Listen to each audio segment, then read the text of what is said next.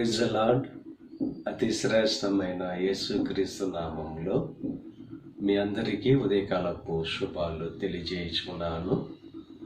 ఈరోజు దేవుడు మనకు అనుగ్రహిస్తున్న అతి శ్రేష్టమైన వాగ్దానము రోమీయులకు రాసిన పత్రిక 10వ అధ్యాయము 11వ వచనాన్ని చదువుకుందాము. ఆయన యందు విశ్వాసముంచు వాడెవడును సిగ్గుపడడని లేఖనము చెప్పుచున్నది.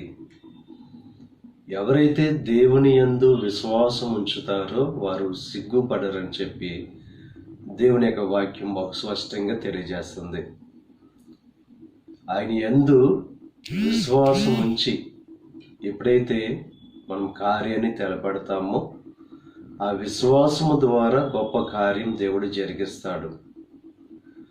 మన విశ్వాసాన్ని బట్టి దేవుడు మన జీవితంలో శ్రేష్టమైన కార్యాలు చేసే దేవుడుగా ఆయన ఉన్నాడు.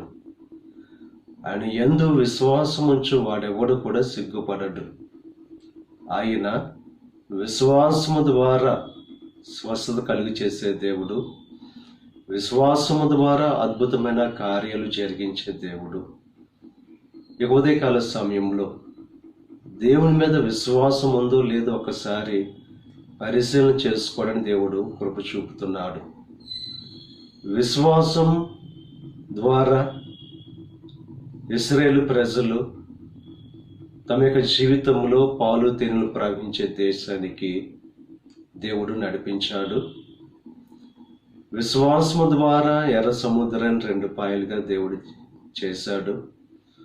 విశ్వాసము ద్వారా 12 సంవత్సరాల నుంచి బలహీనమైన పరిస్థితులున్న స్త్రీ యేసు క్రీస్తు యొక్క వస్త్రపు చెంగు ముట్టుకోగానే గొప్ప స్వస్థత కలిగింది.